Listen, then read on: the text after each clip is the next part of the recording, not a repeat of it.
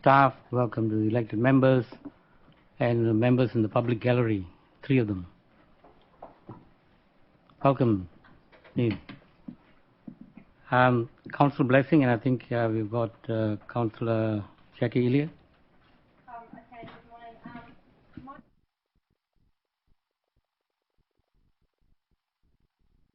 Manituki. And in our photo, we say it with waiata. Enjoy. Yeah. Ia mato I whiri, ane I na take kaimua. Ia mato aro, I pono ana.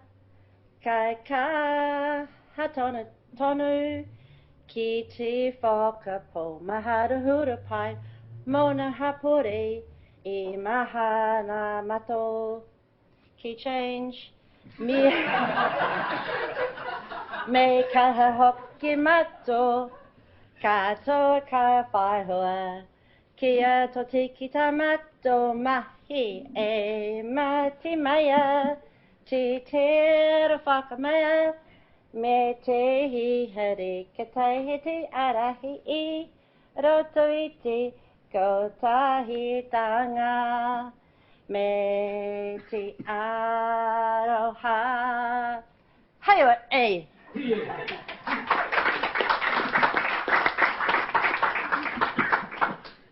President, you will now do the blessings.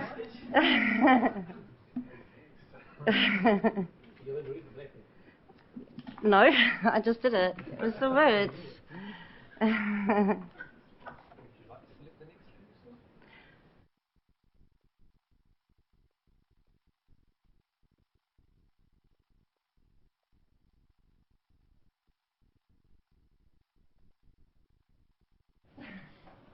I think our Maori side is starting to rise.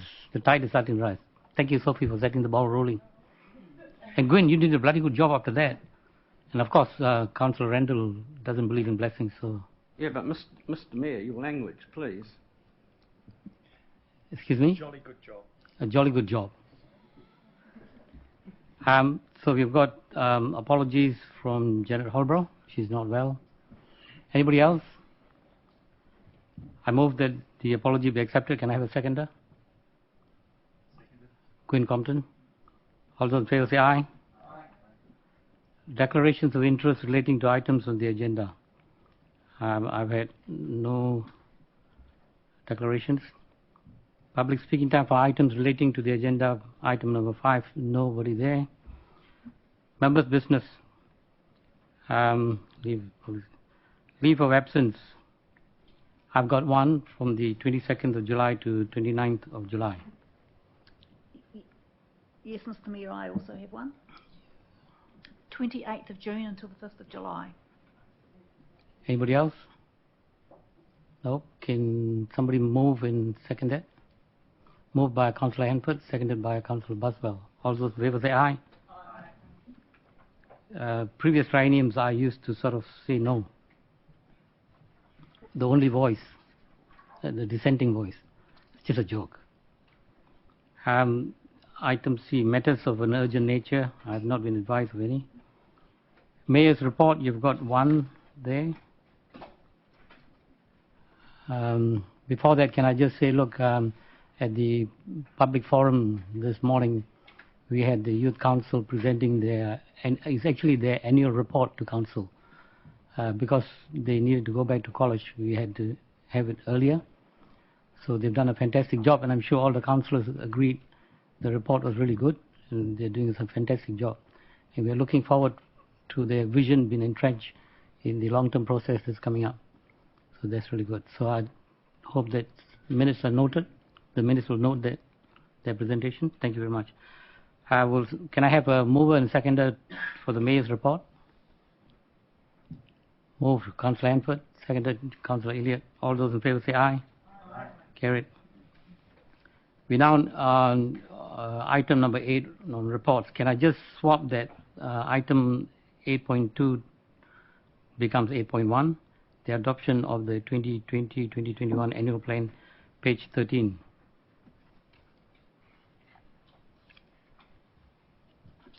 Speaking on it, Chris. Kia ora koutou, through you, Mr. Mayor. So the paper here to adopt the annual plan for 2020-21, it does repeat some of the content that was in the paper on the draft annual plan on 30th of April, but we also go on here to include a note about the shovel-ready projects and the potential impact they may have if approved, and a summary of the engagement that we did. And some of the content that was repeated in there is the drivers of the rates increase and the values of some of the major work involved. I'm not going to take you through each part of this. We've been through it all through briefings, etc. But it also adds that it's common practice for us to adopt a resolution that allows the Mayor and Chief Executive to make some minor editorial changes after the adoption. And there are some of those that will need to wait. For example, the Te Whakaminenga vision statement and the list of the members of Te Whakaminenga will need to wait until after the next meeting on 30th of June. So we will make that edit before we publish the report. There were also some small edits to the front sections, captions to the chart of rates in there, a few typos, etc. Some more photos, better quality graphics, that sort of thing. And then we will look to publish and print it well within a month after we adopt. And that will be on our website and in service centres and libraries. Any questions? I've got one. I'm looking at paragraph 27. The last sentence there, officers plan to further review depreciation costs during the year. Can I get a feel, or can we get a feel of the rationale behind that? What are you expecting? Just explain that. Thank you, Mr. Mayor, through you. So depreciation is one of our biggest costs, and it obviously comes about from our asset valuations. As you know, we're doing a significant asset valuations this year. We're doing our Three Waters networks, our land and our buildings, and it's just timely. It's an area that we look at all the time. So we're just looking at whether or not it's a refresh that we do from time to time, just to make sure that the useful economic lives of our assets are correct. We do impairment reviews of our assets, which effectively means that we might need to write down the value of the assets. And we want to take the next financial year to do a detailed review of our asset portfolio and make sure we've got the right lives, that we've done impairments, and we'll be looking at our revaluation cycle. We used to do it 3 yearly. And we're on a rotational basis where we revalue our assets annually. So we'll be looking at that. And through you, Mr. Mayor, given it's such a significant cost to the council, which impacts the rates, it's prudent and totally appropriate that we do review that and make sure that it's correct. Executive? I just want to add that it's particularly uncertain this year due to COVID. What Mark and I have discussed is how do you look through the short-term impacts of COVID to the long-term valuation of those assets? Because you can see a lot of really significant blips. Councillors who were around the table a couple of years ago will remember us talking about the impact of concrete prices on our asset values. They were significant. They went up 2 years in a row and then they went down because there was some really unusual pricing things going on in the country. And it's amazing what impact that has on 300 million worth of assets. It's a lot. So part of the challenge is trying to figure out, as COVID hits and settles, I'm sure all of you are reading media where some people are saying prices are higher, other people are saying I'm renegotiating contracts lower because there's not as much demand for work. Well, we're seeing both. So what we're asking for is to look through that, take a bit of extra time to see if there is an impact on valuations that we need to adopt or that we can look through and ignore. I doubt the latter will happen, but we need to do that work. Can you frame what you've explained in terms of paragraph 34, the gravity of this particular area in terms of a financial position against financial constraints?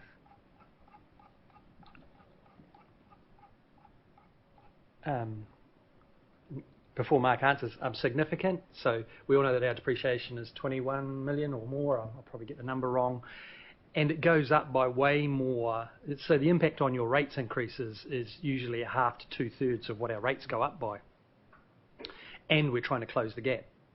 So the cost is significant, and that is why we're trying really hard, given what we've had to do this year, we're trying really hard to smooth things out over an appropriate period. Too long and we end up having a lot of debt for nothing, for a loaf of bread. Too short and we all know that the rates impacts are horrendous, and nobody could afford that right now. So it's a balancing act, and it is one of our significant constraints. When everyone complains about rates going up by so much when you haven't done something new, this is usually the big factor. Have James Westbury. Chris, just if you can correct me, when the last time I saw the figures for the Waikanae Library, I understood it was around $100,000, 110,000, 40,000 there at the moment. I haven't seen an iteration where it's dropped considerably, which... Page 15. Additional net cost increase to manage Waikanae Library medium-term solution. Because originally when we were in our discussions it was sort of pre-COVID, and during that, my understanding there was around approximately $100,000 allocated to that. Right. Now that's dropped right down to 40, and I just like to raise my concerns that, you know, the Waikanae community are going to be extremely concerned if they're not seeing any progress in their library. So the 100,000 that you're referring to is still in there in the CapEx budget. That 40,000 refers to the operational cost of maintaining the current library, the current so location. I just want to double check. Yeah, perfect. Thank you. I've got Councillor Coates, and then Councillor McCann. Thank you, Mr. Mayor. I'm just looking at page 11, number 14, regarding the commercial rate. And I just wondered whether the team were able to, through the process, make it clear in relation to the business sector. So I know the feedback through the last triennium, and also recently through the work that we did with Neil and the team. There was still some uncertainty amongst the business community around how that commercial rate is apportioned. I'm very clear about it, but I wonder through this we can make an attempt around the communication. And it's regarding our ED budget and where that commercial rate goes to. Not specific projects, but just the fact that the budget is this and the commercial rate is a portion of that budget, or to that effect. Through you, Mr. Mayor, you're on page 11, so the setting of the rates paper. Yes, correct. Yes. So so points noted. Yep. Thank you.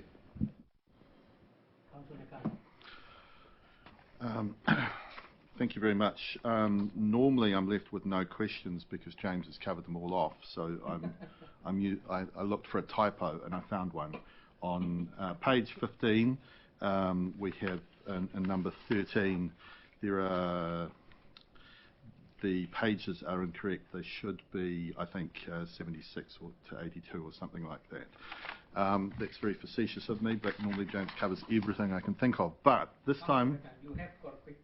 Yes, I do, and the next question is, on page 16, number 15, where it says that if any of the council projects are successful in receiving funding from the government, officers will discuss the financial implications with the council. Could we get an indication of just what those implications might be? I know we've had some discussion of those at briefings, and I've got some follow-ups. It will all depend on what they offer. So that is why there's such an unknown around it. But probably the most direct impact would be, in some cases we've asked for loans because we have the funding in a future year. It will depend on at what interest rate they want to offer those loans, because we don't have that built into our budget right now as an OPEX cost. You've probably heard me say before, if the loans are at an unreasonable rate, we wouldn't accept them. We'd probably just look at borrowing ourselves at the advantageous rates. So we would need to have a conversation with yourselves about that sort of thing. Next one is number 17 on page 22. I'm just, this is in reference to what resources might be offered to the Governance Board. Have we had any updates on what those resources might look like, given that's one of the next items on the agenda?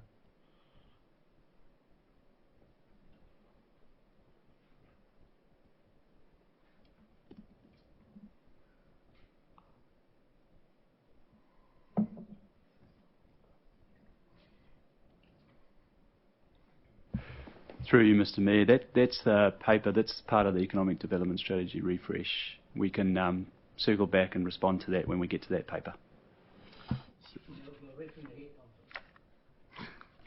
Well, technically, not, Mr. Mayor, but yes. And just on page 31, where we've got reference to well-being and the difficulty in measurement, so that's number 31, page 24, where we've got reference to using GDP. Will the Council continue to try and resolve the issues with measuring well-being, as this is a new area, or will we hopefully not give up on that and just stick with GDP? Through you, Mr. Mayor. Thank you, Councillor, for your question. We'll respond to that in the, when we're discussing the paper. Thank you. No more questions. Through you, Mr. Chair. Number 10 to 14 on page 14, you talk about key drivers of the rates increases. I was surprised to see the word key drivers used in this triennium's or this year's rates increase, as we were only looking at a 2.6% increase, 9% of that being inflation, 1.7% being depreciation. So I was just wondering, because you had a whole list of drivers here, but I would have thought that was just picked up in the usual budget as such. Through you, Mr. Mayor. Thank you, Councillor. The reason why it's included in the report is fundamentally we always get asked what's driving the 2.6%. So we have included it. In the context, it's just explaining, well, what is 2.6? So the members of the public, they still want to know if we've taken inflation out and we're not fully funding depreciation, we've done all the means that we've done to get it down, why is there still a rates increase of 2.6%? So it's in the context of explaining what's driving the 2.6% rates increase.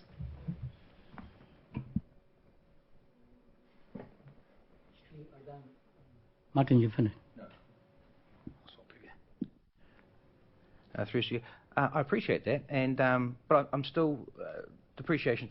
We're talking about depreciation being, you know, an aspect of we're making those allowances. So these figures that we've got here, is that depreciation on those things? Through you, Mr. Mayor. Yes, we're not fully funding we're not closing the gap at the rate that we thought, but we do still have depreciation coming through. So during this year, we have a capital works program. We are capitalising assets. We are still increasing our depreciation costs. So if we did absolutely nothing, we still have additional OPEX costs through depreciation. Chief Executive. The point this is making is people look for a simple answer to why your costs change, and there are no simple answers. What this identifies is that there were $2 million of new costs in there that we've had to also absorb in some way on top of depreciation. So it's trying to help you to understand to the community, well, here are some things that are different, as well as the fact that depreciation has gone up so much. In other ways, we've had to try and absorb all of these costs to keep the rates down as low as we can. It isn't plus, plus, plus. So the point is we can't stop depreciation going up because those are based on the process that you go through. These ones here, theoretically, you might in some cases have had some leeway to say, let's not do that piece of work. But the conscious choice was we need to do that piece of work. And for the community to see that we've managed to pick up all of those costs and keep the rates increased to where they are is part of the storytelling. But there's a whole lot of items, and when you start to try to explain it to people, their eyes glaze over, and they go, but don't you just do this? So when you Chief Executive, when you say we absorb that cost, that is only a temporary state of mind, isn't it? Because it's going to come up in the future. No, this is an example of what happens every year. There are cost increases every year, and we've had to find things that we've stopped doing or not done along the way to make sure this can happen. It may be, I won't venture into punting up a suggestion because I'll probably get it wrong, but if you can understand within the parks and reserves teams, they will have kind of gone, well, how can I be more efficient at the way I'm doing this in order to absorb these extra costs of more maintenance of new reserves where I can offset those things. So we're looking for that. Have I had to employ more staff to do more of this, or can I absorb it within the existing workload? And we've said these are new things that we've had to pay for along the way. So I won't, as I say, try and give you some examples off the top of my head. They'll be wrong. No, that's great. Thank you. That's actually make that a heck of a lot clearer. I was going to talk about number 13 carryovers, but I think I'll leave that. Mr. DeHaast has mentioned that we're going to have some financial training. I think I'll leave that for there, having a chat with you through that. So thank you very much. Councillor Compton. Thank you. Through you, Mr. Mayor. Further to Councillor McCann's point about page 16.15, in terms of those additional shovel-ready projects, what's the likelihood if they get approved that it's going to push us over our 200% borrowing limit, and what would be the process that we then have to follow in terms of, I guess, raising that? Through you, Mr. Mayor. So the simple answer is we don't know, because we don't know what we're going to be offered, but we do need to bring to you a change to our Treasury management policy in terms of the alternate debt covenants. That goes up as we've maintained that our intention is to maintain our green line strategy. If the offering does put us over the 200%, that'll be the main reason why we would come to the table and speak to you again. We have maintained at this stage we will maintain the green line strategy, but the alternate debt covenants will be taking effect after the LGFA special general meeting. So, through you, Mr. Mayor, does that mean, I guess, if we go over that 200%, because that's in the long-term plan, is it? So that means would we trigger consultation over that, or? Yeah, I guess that's the question, is if we go over to 200%, does it? Chief Executive is itching to answer that. Sorry, I shouldn't keep jumping in, but no, 200% is our, if you like, our target to keep ourselves on a good credit rating. 240% is currently our long-term plan limit. Okay. So to hit the 200%, off the top of my head, it's about $11 to $12 million worth of headroom right now. Well, I must have got that one right. So if we, in simple terms, if we were to secure our top priority project out of all the ones, the 11 odd that we supported, our top one would probably push us pretty close to 200%. But I think we'd all around this table go, no problem, let's get on and do it. If we got our top four, I don't actually know how much of by way of loans we put in those. So remote, I can see you all smiling, so remote as to be impossible, and you're absolutely right. But it would probably be like $50 million worth of debts that would be taking on over a couple of years to do that. That would push us right up there, and actually we'd probably come back to you and say, if it's by way of loans, we don't want to do it. We would have to say to the government, make them grants or else we can't do them. But I don't think we're going to have that conversation. Thank you.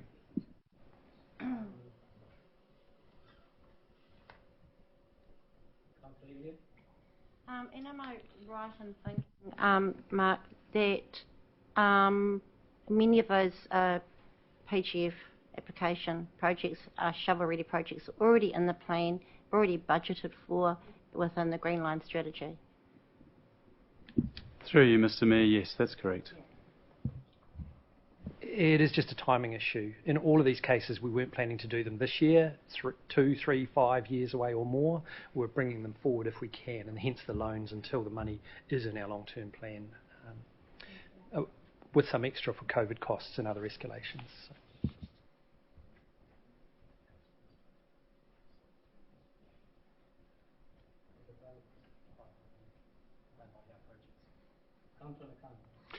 Thank you, Mr. Mayor. And just following up on what Councillor Compton was saying on number 15, page 16, if those projects do get green lights and you've identified that you don't know the parameters around the lending rates in any of that information, which will be a government decision, will you be coming back to council on each of those projects should they be green light?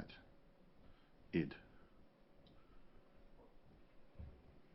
Yeah, I think it's only reasonable that we would. They're reasonably significant projects, and any one of them we'd be pretty excited about, and we would want to tell you here's what the deal is, and here's what we can do about it. So the short answer is yes. Yeah, look, I was seeing if there were any names coming up for questions, and it didn't appear to be. So if there is no further questions, I'm happy to move the recommendations 40 through to 46 on page 19 of the report. Can I just ask if there are any other questions? Okay.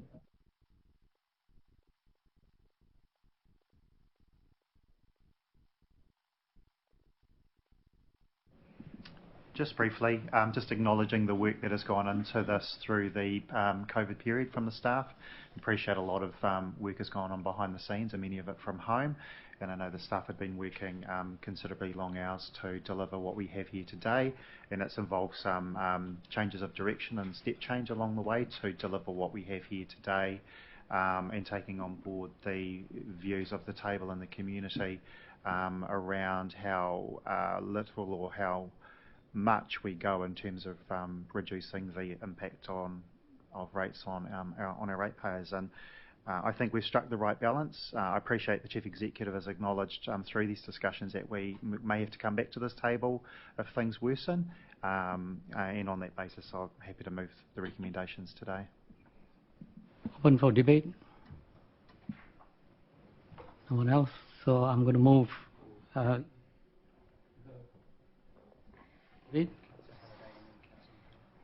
Councillor Halliday, then Councillor McCann. I'd actually just like to build on Councillor Coote's comments, just referring to number 16. I've got, should we say, I appreciate that we've made allowance there that we don't know what's coming up. We've talked about it around this table as well, and we've got the ability there to respond, and there's a willingness there to be looking at responding as well. So I just want to acknowledge that, because I think it's going to be a very important aspect of how we move forward. I think our community is going to be keeping an eye on how we respond around what could potentially turn up with COVID. It's very much an unknown equation, and I'm certainly encouraged by the work that's been happening over the last while with regards to addressing all those sorts of issues. So thank you very much. Thank you. Councillor McCann. Thank you, Your Worship. I'd just like to acknowledge the staff as well, but also build on something that Councillor Cootes mentioned, was that this is a response to COVID-19, and while it's not here in the background, there was a significant amount of work that we all undertook prior to that to progress certain initiatives. And it would be remiss of me to say that housing, climate change and localism were taken out of these budgets in order to support our community. But I think it's very important that we don't lose sight of those initiatives, especially housing, of course, that we need to progress regardless of where we are in COVID-19. So congratulate the staff and all the councillors on the huge amount of tremendous work to get us in this position. Councillor Could, right of reply? Oh. Thank you. Just to reiterate, marvellous effort, staff, in really extraordinary, difficult times. And yes, just want to acknowledge that. Nobody else? Councillor Could, right of reply? Okay. Recommendations 40 to 46, moved by Councillor Could, seconded by Councillor Elliott. All those in favour say aye. Aye. Those against? Carried. Thank you very much, and thank you to the staff. We now go to item 8.1, which has become item 8.2, setting of rates, due dates and penalties regime, page 6. Thank you, Mr. Mayor. Through you, so now that you have formally adopted the annual plan for the 2021 financial year, it's fitting now that you set the rates that are embedded in that annual plan. So the paper before you takes you through effectively our rating system, and by approving this paper you are effectively setting the rates for the 2021 financial year. What I say year in, year out with regards to this paper is I'd like to assure you that it's been through an extensive legal review. We do get this reviewed independently by Simpson Grierson. It is a significant area of focus of the Auditor General, and what that also translates to is it's a significant area of focus for our auditors, Ernst & Young, to make sure that we are setting the the rates in accordance with the Rating Act. So it has been through that review. What's before you today is factual and correct, and will pass any scrutiny. I think the new part that I'll add to this paper is this allows you to set the rates. So you would have seen that there is an arrears penalty. It does enable us to apply the 10% penalty for late payment of rates for next financial year. So this enables us to do that. However, we are working on the second phase of the community support package, the first phase of the community support package, which allows ratepayers that are suffering from COVID-19 to defer their rate payments. Those that have applied won't be paying those penalties. They won't be incurring the arrears, but we do need to set our rates to be able to apply those penalties, and that the penalties, as I said, won't apply to ratepayers that have contacted us due to COVID-19, as well as those ratepayers that we have payment plans in place for that are struggling to pay their rates. Questions? No? James Westbury. Just with regards to the penalties and charges of 10%, are they a reasonable and proportionate charge to recover the costs and the exercise that the council would undertake to recover those costs? Because actually there's a lot of discussions about when fees and charges or penalties are applied to individuals, whether they are representative of the cost of recovery or they're representative of the cost to the organisation to recover. And 10%, depending on if it is in Waikanae, your rates might be $3,000. That's $300. Is that proportionate to the effort and time that council is putting in to recover those and the costs incurred to council by not receiving that income, given the low interest rates that are at present? Thank you, through you, Mr. Mayor. Thank you for your question. Look, the Rating Act allows us to impose penalties up to 10%, and the reason why it is set at 10% is that if it was too low, that would incentivise everyone to not pay their rates on time, because for every dollar of rates that aren't paid on time, potentially we're borrowing, and that's costing ratepayers more. What this council has decided to do under the Rating Act, there are actually provisions to apply two penalties for rates that are outstanding at the start of a financial year. The Rating Act allows you to do two tranches of penalties, one at the start of the financial year and one halfway. So this council doesn't impose that second penalty. In terms of your direct question, is a 10% penalty, is it reflective of the costs? Yes, it is. So this council works very hard to identify ratepayers that are struggling. We used to have a member of staff that specifically stayed on in the office between the hours of 5 p.m. and 7 p.m. would ring ratepayers, because that was the time period where people actually used to pick up the phone. So we go to great lengths to put payment plans in place, and that means that we're spending a lot of staff time finding out what people's financial circumstances are. Are they struggling? Because as soon as they go into a payment plan, then you stop the penalties. Because what we have found is you can actually just start going backwards. So if you can't pay your rates and you're hitting a 10% penalty and a 10% penalty, even if you're paying a little bit, you start to slip backwards. So we do spend a lot of staff time actually trying to help the community. So the 10% penalty actually doesn't recover all our costs. Sometimes good questions like that give you an insight about the engine room of the council in terms of well-being. That's really good. Highly commended work that you'll do. Thank you very much. James?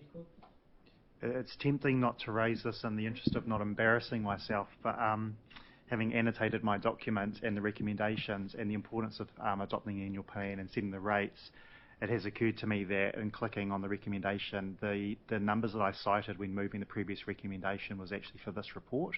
So again, it's tempting for me to not say anything because nobody noticed. But okay, thank you for not mentioning it and embarrassing me. But I just thought I'd raise it in case it needed to be corrected in the course of the meeting.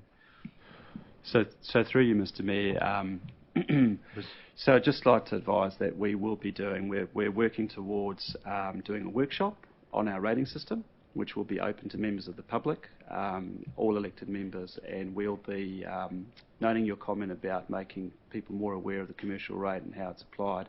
That'll form part of that workshop.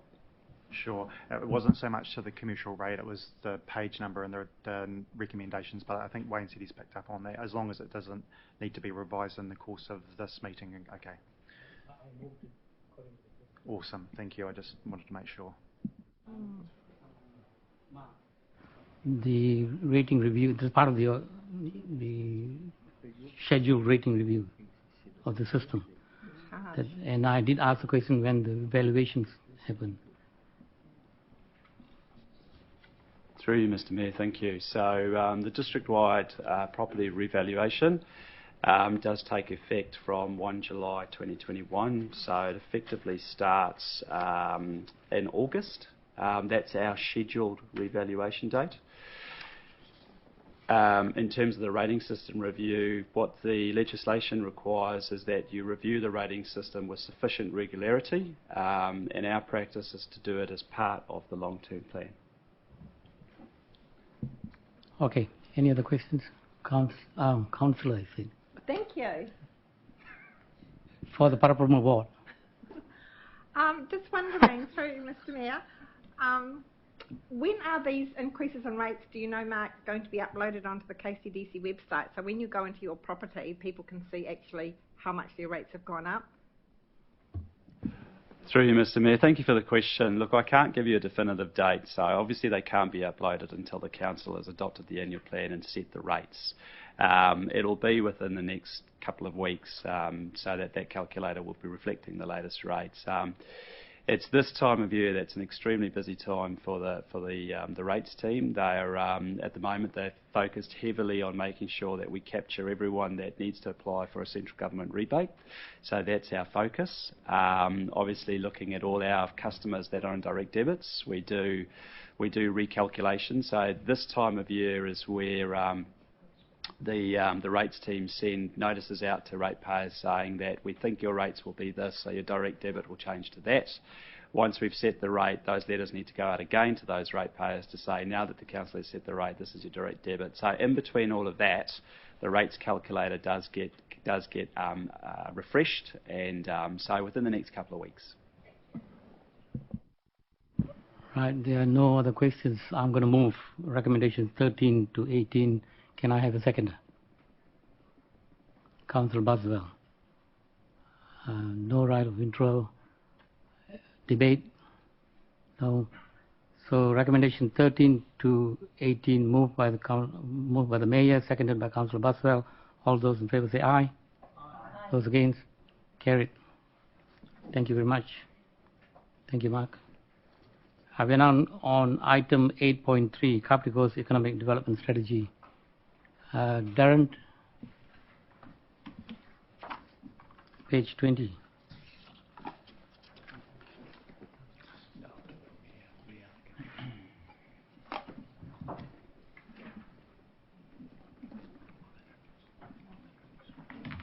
James is just a good introduction. Pardon? We've got James Jefferson from the side. From the side. Thank you, Mr. Left Mayor. of field. Good morning, Mr. Mayor, councillors, chairs. Look, just as we're hoping to get Leanna to be able to join Darren, I wanted to introduce this. I think we're very close to a significant milestone, and it is my pleasure to introduce or re-socialise you with this refresh and the action plan that accompanies it. You will well know from the briefings you've had since we started this triennium, there's been a significant amount of work has gone into this, both from the ED team and from the drafting group.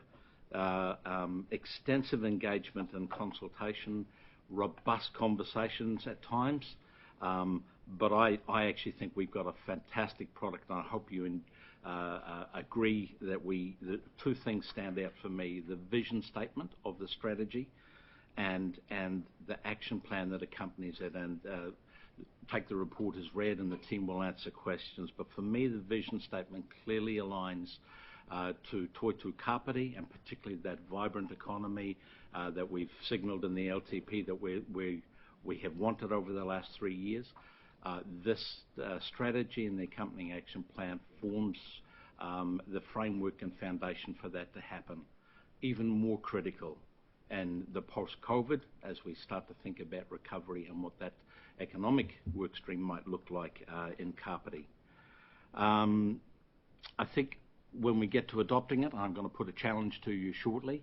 When we have adopted it, we will also be able to have much more cohesive and coherent conversations with central government while they have their checkbook open. So I think the timing is right, notwithstanding the 18 months of quite a journey. So look, my challenge to you, and you may not accept it, there's a recommendation there to adopt this for a couple more weeks of feedback. Given the extensive consultation, you may want to amend that and just adopt it today, and let's get on with it. But questions we'll manage with the team. So thank you, Mr. Mayor. Can I start? Firstly, we know that we have declared a climate change emergency.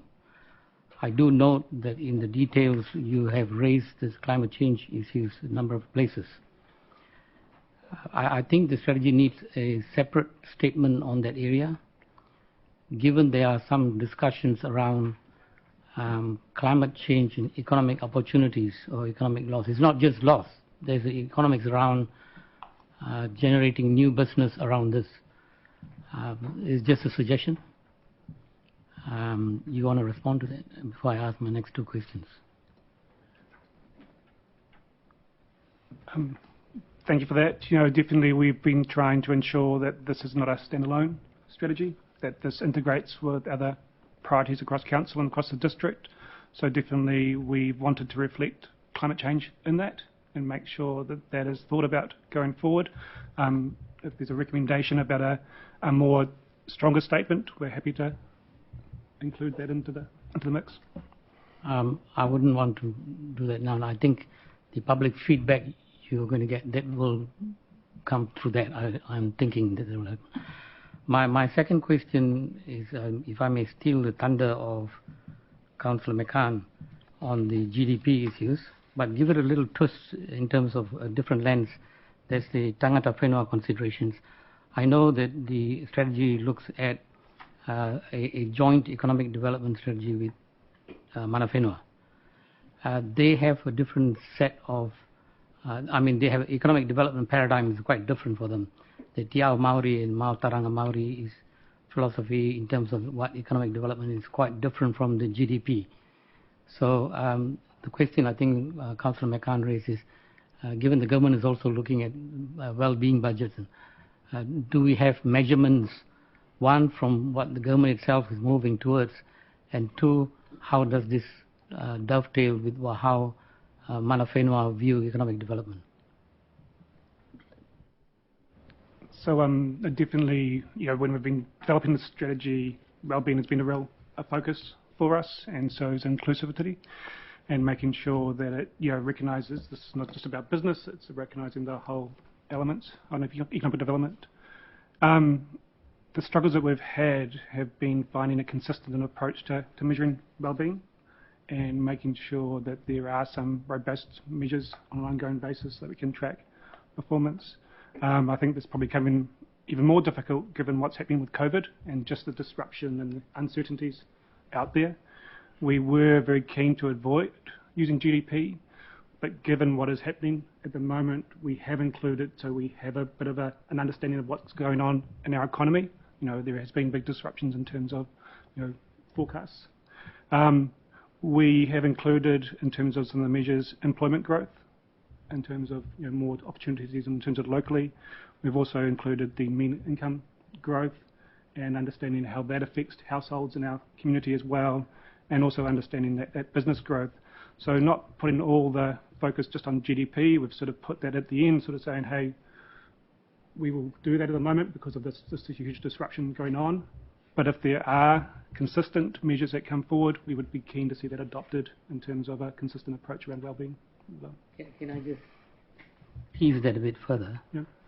On paragraph 31, towards the last part of the sentence, more traditional measures such as GDP growth have had to be utilized, which means you have had no choice but use that. How does that sit with the Mana Whenua's view? are they accepting that that's the only, that you got no choice? We will be going to Te Whakamaninga on Tuesday Yeah. for further discussion with them about these. I suppose what we wanted to do, as well as have those impacts, was also ensure that there is outcomes, so activity that's including that is measured as well. So it's not, because some of these things we just can't fully impact. We can't fully say that our actions change GDP, but what are some of the actions and activities, the outcomes, as well as the measures. So there's a number of different ways. And making sure that's joined And up. I know you've touched on the sort of regional approaches and other frameworks of economic development. And know regionally they're talking about Maori economic development regionally. Are you aware of them having the same problems that we're discussing now?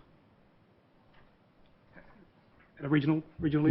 Yeah. Look, I think it's a consistent approach. I suppose what we want to do is ensure that we have a joined up approach with our local iwi first and foremost.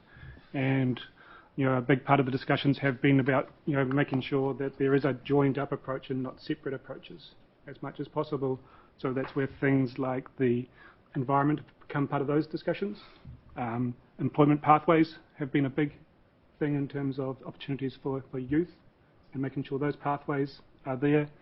And again, it's when we're telling the story, making sure we reflect that in terms of the history and the cultural significance and also that opportunity as well as a story in the future.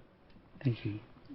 Yeah, and just another point to make, the 5 pillars that have been drafted, the Te Reo translation was given to us by iwi, and I guess going back to the discussion we're having around well-being, that has been their primary focus. It is well-being. It is about mana whenua, whānau. It is about the environment. It is about sustainability and climate change. So we've tried to have a holistic approach in the development of the strategy and incorporated their feedback. Thank you very much for that. I've got a last question, is just looking at paragraph 29. The full impacts of COVID-19. I mean, we don't know what we don't know sort of situation that we are facing. But you're looking at a separate recovery plan. So we have an economic strategy, but the recovery plan is separate. Is it separate inside the strategy or separate outside the strategy? Do you understand what I'm saying?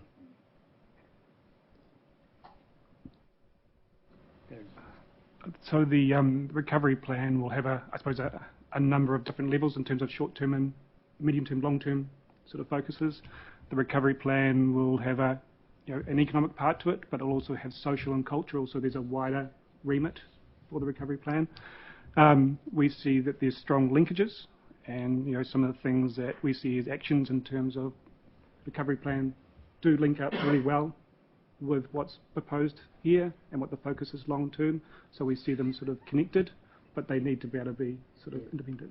You see the link between my previous question on the GDP and the well-being measurement and the recovery plan is quite a lot from the well-being part.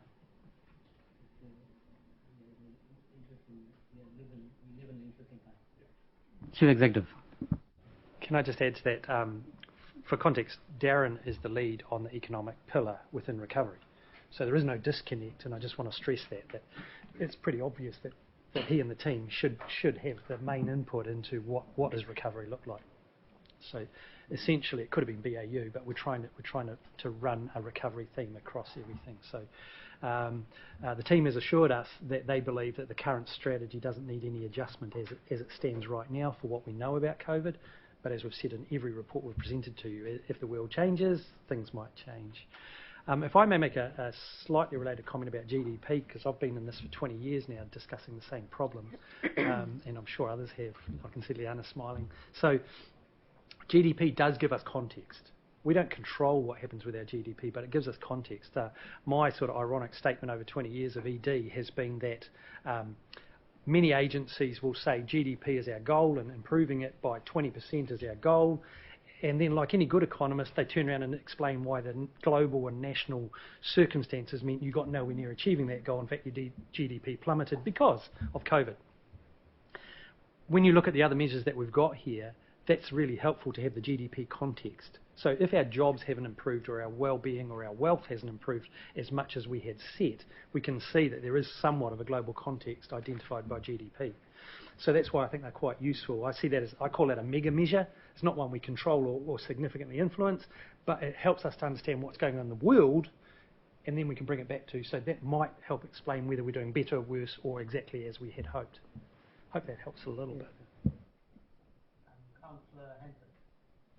Oh, cool. I've got a couple of questions, but the first one, just wanted to agree with the Mayor around a strong statement on climate to tie it together and to clearly display the inextricable link between the economy and the environment, so at a high level.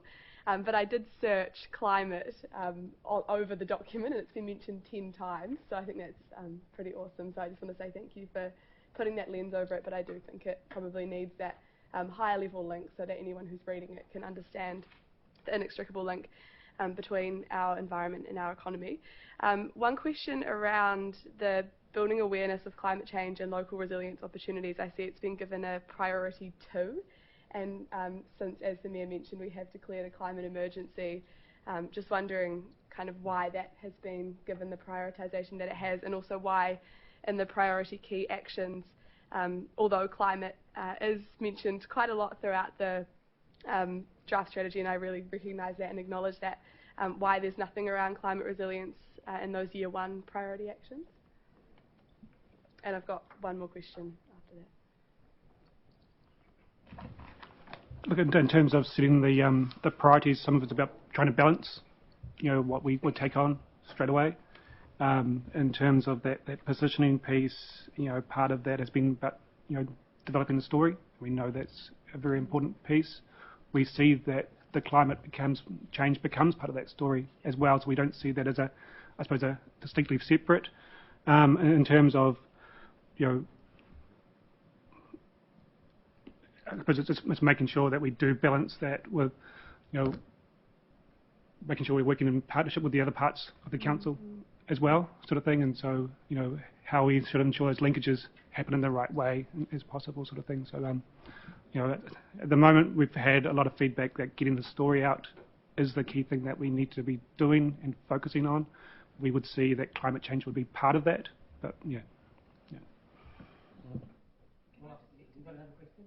Oh, yeah, but if Angela wants to add something.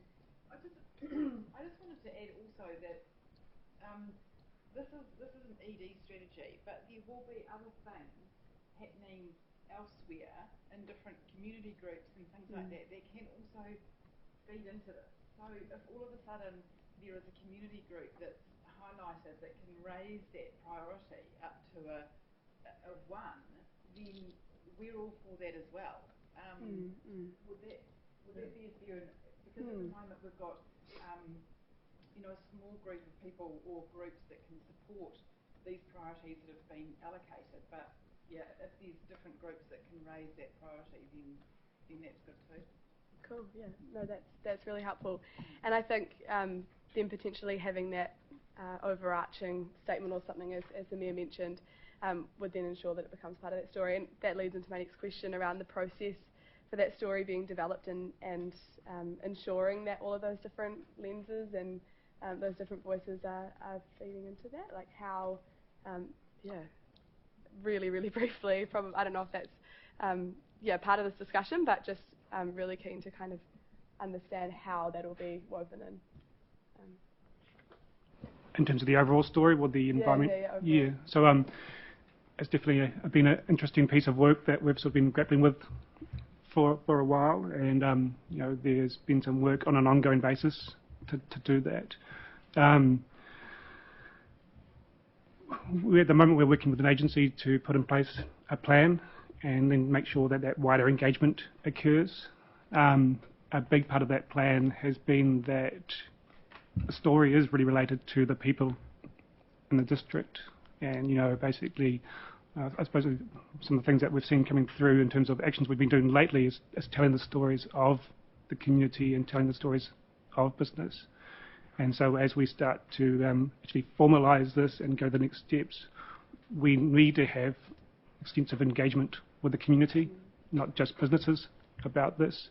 Definitely when we first came on board, one of our priorities was making sure that we were meeting with iwi to understand their perspective, not only on the ED strategy, but the story as well, and making sure that all those things were brought into the mix and that is really considered.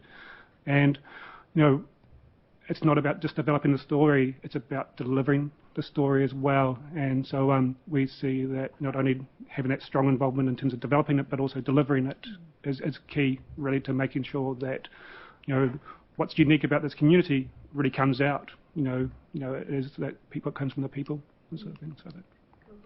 And so, you know, part of the engagement with the Youth Council, you know, they've been really keen to tell a youth story. And so we sort of see that, you know, it's much more authentic and believable if it's coming from youth. You know, if we say youth should be interested in this or whatever, it's not authentic. So it's how we can get that in an authentic, manageable way is key.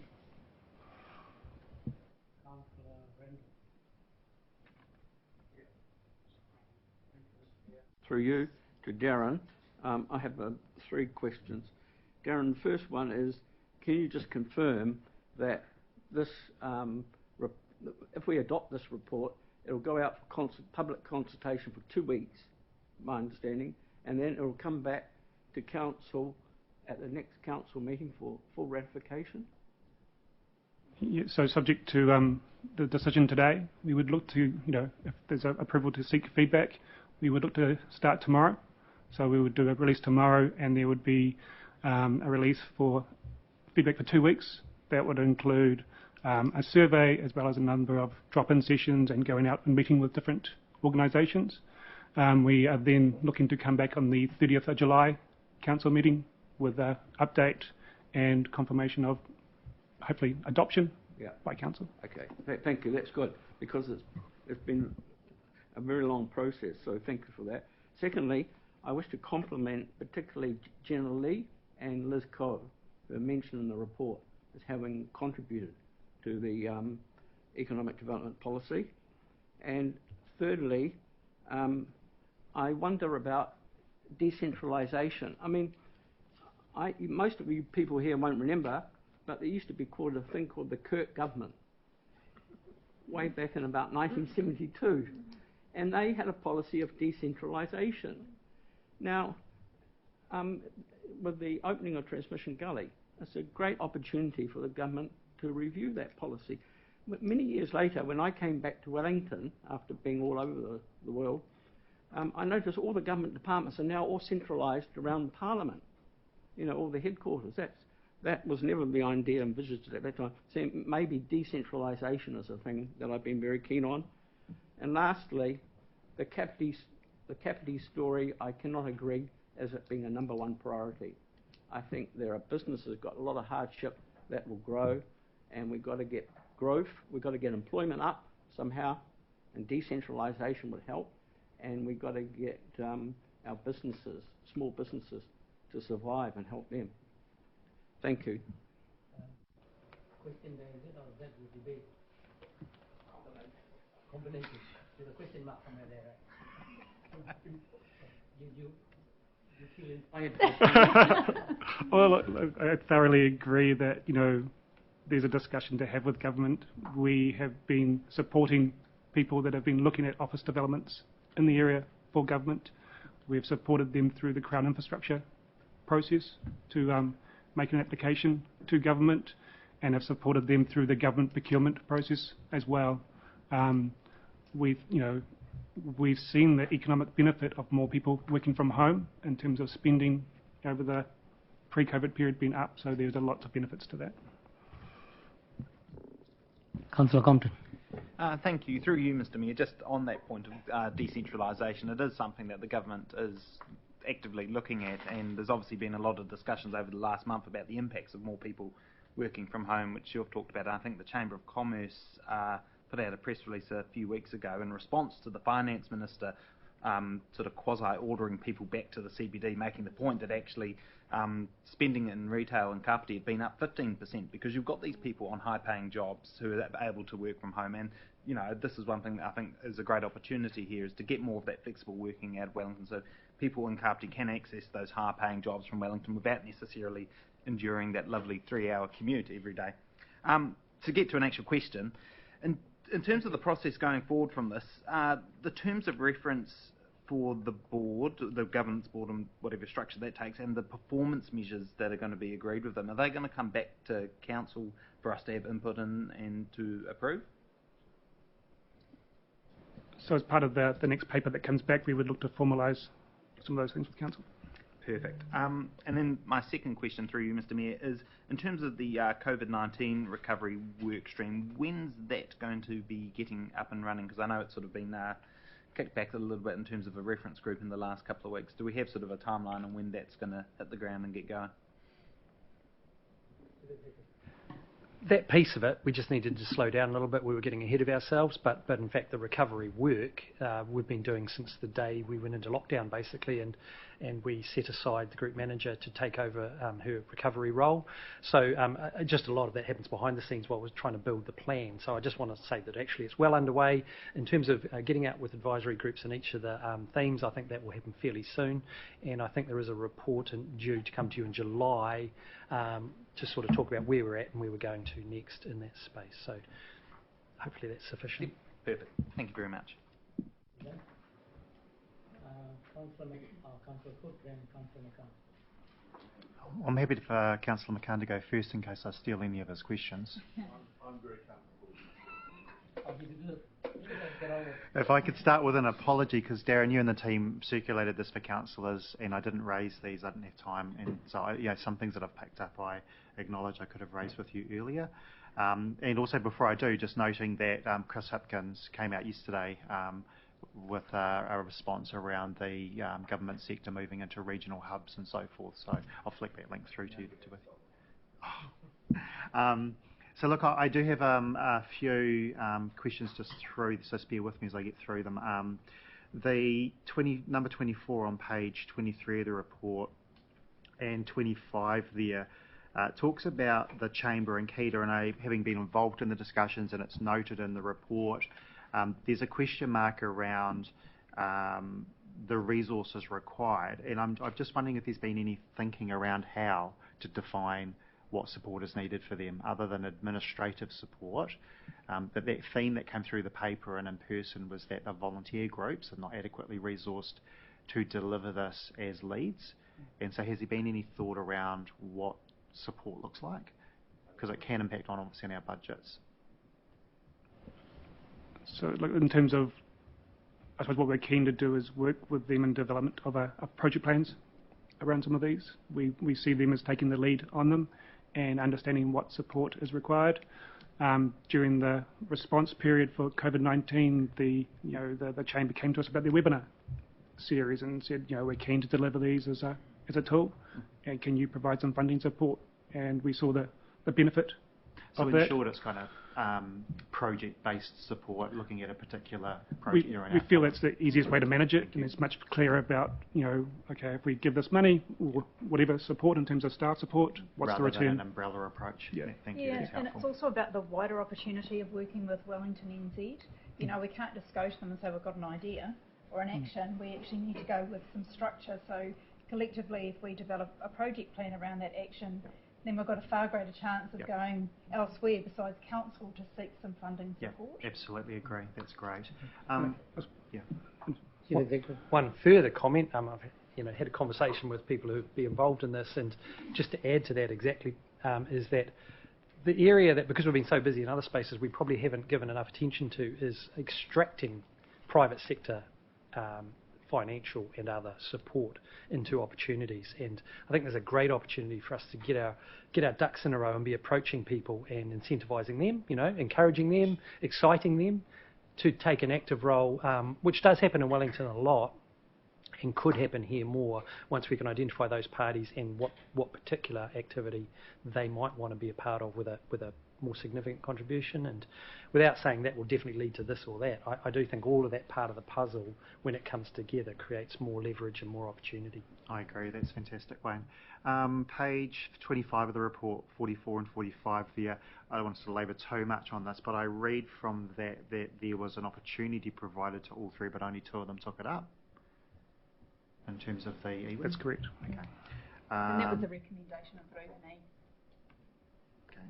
And in number 45 there, because I referenced 44 and 45, I guess for the avoidance of doubt in terms of representation on the governance board, that is 3 positions rather than just representation of the 3 iwi. That's what we've had in terms of feedback from. Yeah, and it just wasn't clear in there, and I just thank you. I've still got a few more. Sorry. So out of actually the document itself, there is a number of just little errors throughout the report, and again, I apologise for not bringing that up, and I just didn't know whether this was going to someone to be proofed before it went out, or whether I could provide that to the team afterwards. I sort of want to raise them one by one throughout. Some have been raised with us, but we would appreciate anything before we. Okay, that's yep, cool. yep, Fine. yep. So there is, in terms of just what aren't grammatical ones, there's a talk about the recovery plan being prepared, and I'm not sure the document speaks enough to reassuring people that they'll work in collaboration. You know, it's kind of, I think the way that I read it, and it might just be me, but it's like, well, we're doing this, but over here we've got this recovery plan as well.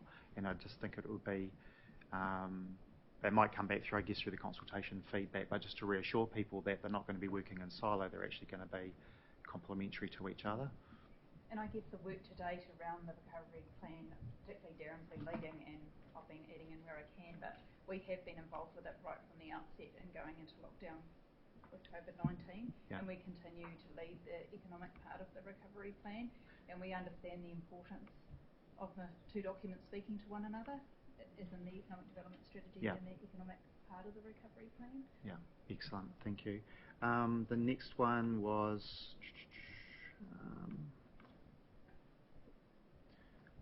so got so many immunisations here. With Te Whakaminanga, just thinking of the Māori ED strategy, and clearly through the report there it says there's been discussions there and they're happy to sort of jump on the waka with the ED refresh strategy. In terms of the reporting back, there'll be, my worry when I'm thinking about it is that the strategy will report back in terms of its KPIs or its measures to the council, but I'm just wanting to be reassured that equally it will be reported back through, and I'm assuming that will be through Te Whakaminanga. Okay, excellent. Guru, do you mind if I just move on and then I can come back?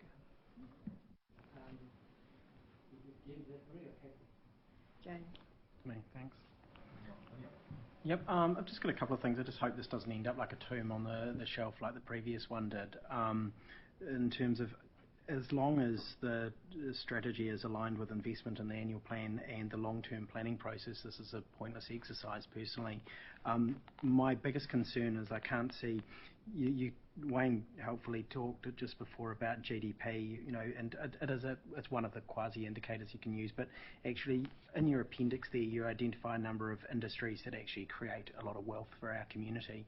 The problem is I don't see a lot of alignment with a number of the activities that might be undertaken to actually generate more wealth from those particular industries, or where council can assist or make the Kapiti coast a more attractive centre of industry, either healthcare, rental, professional, construction, etc., versus other places, because at the end of the day you're competing against other local authorities and etc., and I can't see anything that makes you stand out against that.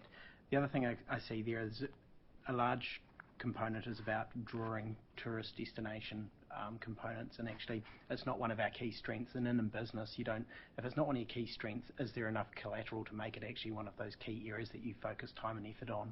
Because actually you can spend a lot of money starting a new business, and if there's better places that are more able and equipped to compete with you, you can spend a lot of money and get nowhere. Or do you target the areas that you're really good at and actually make those your areas of preference and priority? Did you get, how many questions were there in there? just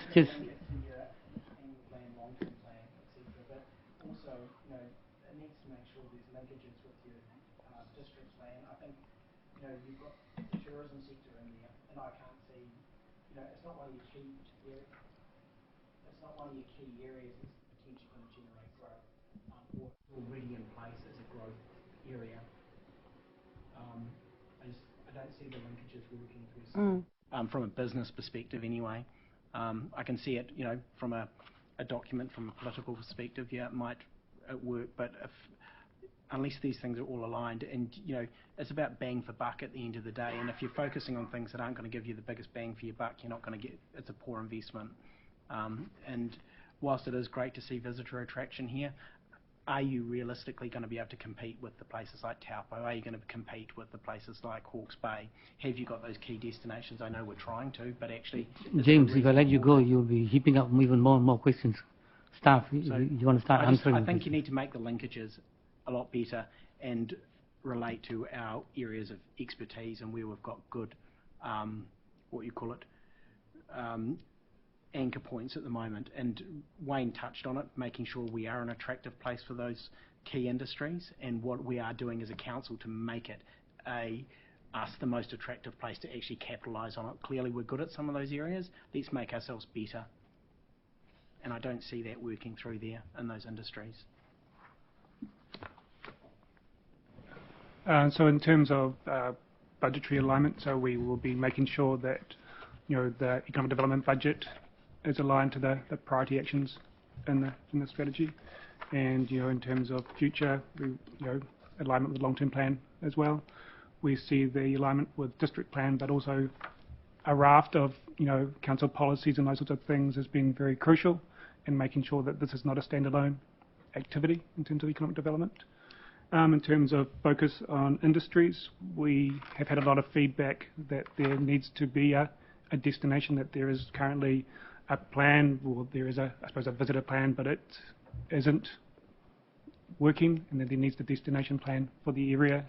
But we do see the need to be working more closely with sectors, and so that is a prioritisation of activity going forward. We're keen to have a much more joined up approach with sectors, but making sure that we're not leading that work, that industry is actively involved in that, and that's something that's come through in terms of the discussion with the governance sort of discussion as well, is about that, working with the sectors closely when we've been looking at the recovery plan as well, that alignment with sectors to make sure we understand the sector perspectives, because there are different drivers and different impacts and effects, and how we understand that better, but making sure it's a joined up process, not us saying this is what should happen, that we've got good industry feedback and engagement on that is definitely a focus.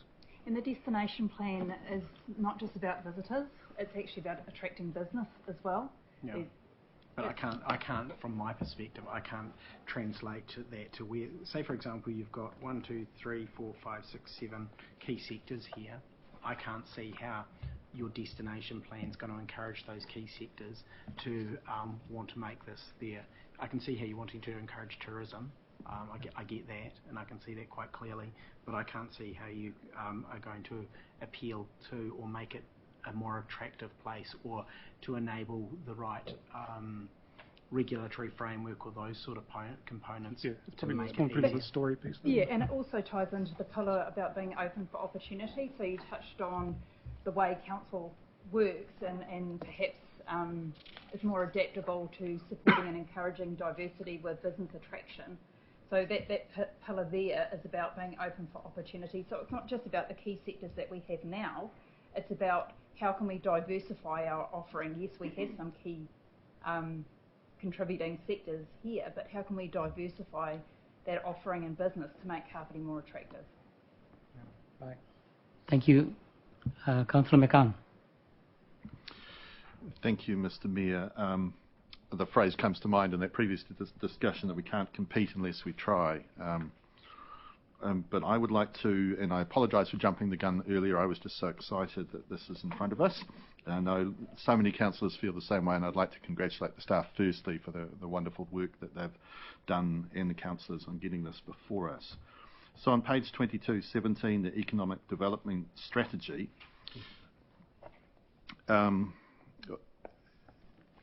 the phrase that I drew our attention to before was council to provide officer and resource support to the board.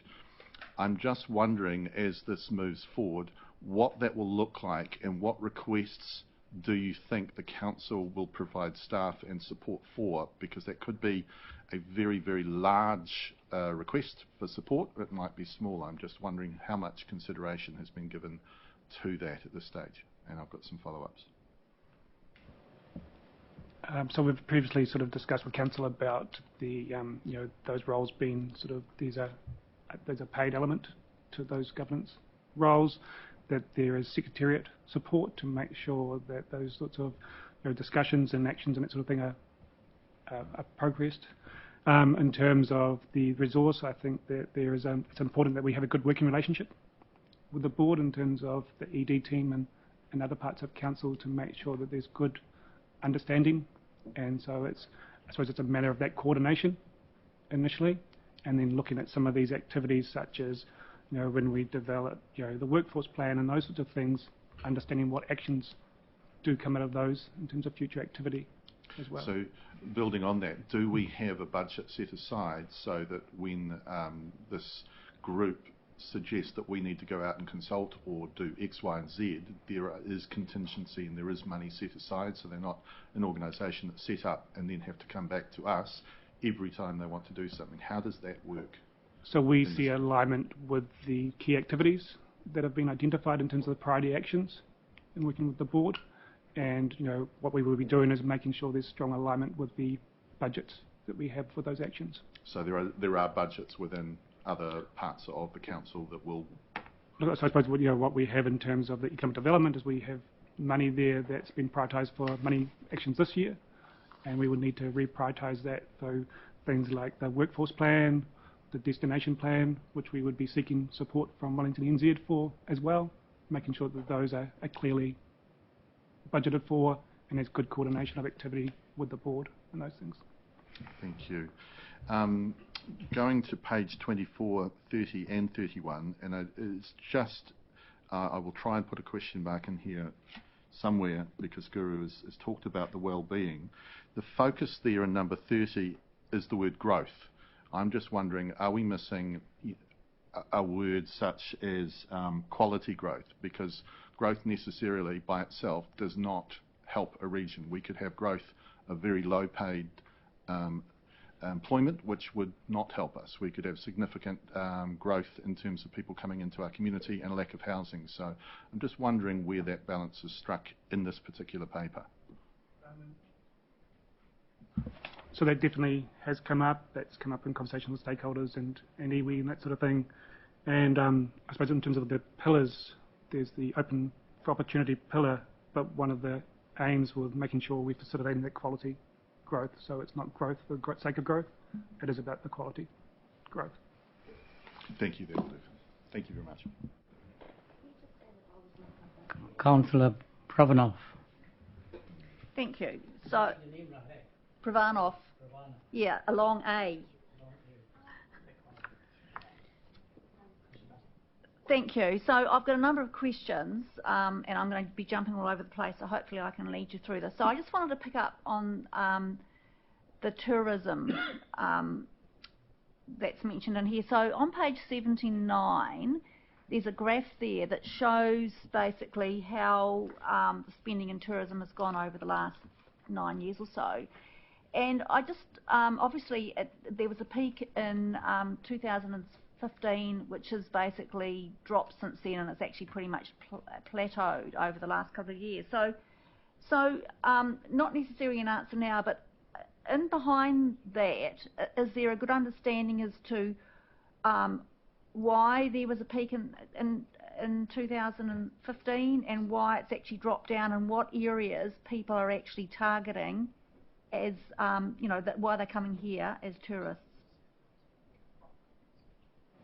We, I suppose, have a high level of understanding, but we think there's more work needed. So that's, I suppose, why we're seeking to do the destination plan, so we have a better understanding of what is happening in that sector. Okay, thank you. So then moving on to page 23, just a little query, paragraph 22, the last sentence there, I think there's a bit of a typo there, and I couldn't actually quite understand what that actually meant opportunity to develop the destination plan will enable as to work. Yeah, so it wasn't able to occur. Is that what you're saying there? Okay, well, enable. Okay, that's good. Okay, then so, yeah, okay, that's good. So then moving down on that same page, page 23 to paragraph 26, it lists these actions here as priorities. And one, I note here that's got develop a Kapiti Coast destination plan and a strategy for one other key sector. I didn't quite understand that last bit. So when we were doing the strategy, the visitor sector came up clearly as one where there was a need from a lot of feedback about developing a destination plan. And as we've been working through the recovery process and you know, something that's come up is making sure we have a good understanding of other sectors as well. And so something that we're keen to do is work with the board to look at the governance board in terms of the Economic Development Governance Board to say what other sectors should we be working with and how can we come up with a plan for another sector. And we're keen to do that in partnership with the board as part of the next steps sort of thing. Okay, I also, thank you for that. I also note in that paragraph here, but it's actually in later in the document. Here it doesn't actually talk about implementation of these plans. All it does is actually, the action is actually to write the things, not actually to implement. So I think that's something which is critical to this. And then, so then when you move on to page 66, it talks about here, I'm just picking up on this one with tourism here. It says develop and implement a district-wide destination plan which links into the regional destination plan. So, which is good that it says implement. And then it talks about including strengthening air linkages and supporting infrastructure such as the Gateway project. So I just, you know, to me there's quite a big focus there on getting people here. But I think really a key thing that needs to be done is identifying what tourists can do here and how you can actually encourage more to come. And I also note that that's going to be done by March next year, and I'm just wondering whether that's actually that's implementing that by March next year is actually going to be too much of a big ask, or whether that's already in play.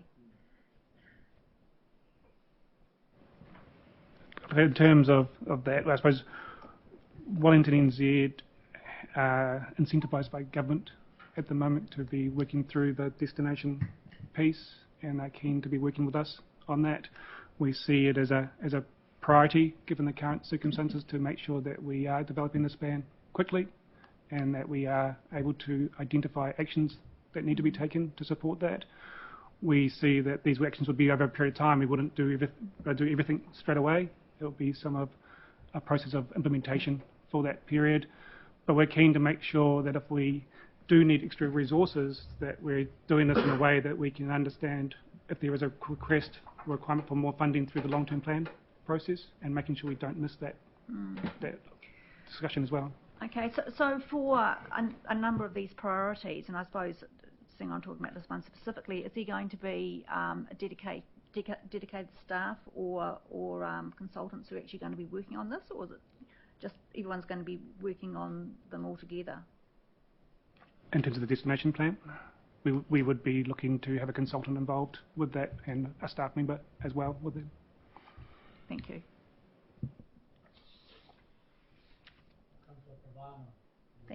Thank you. Thank you. Councillor Elliott, and I see that Councillor Buswell has signalled she will want to move it. And Councillor James, you wanted to second that. Just putting that aside, Councillor Elliott. Thank you. Well done, everyone involved. It's been a long haul, and it's good to be at this point. So my questions are very much related to issues raised by Councillor Compton and Jocelyn around distant tourism work. So where we have a COVID response, I see for that two key benefits for Kapiti in the COVID response. the first one around tourism, domestic tourism in particular, all indicators are that Kapiti is an area that can really, really, really benefit. So what I'm looking for in this is the flexibility and the ability to move budgets around and make decisions fast, because in fact while our borders are closed, capturing that our share and more of the domestic market is a key thing now.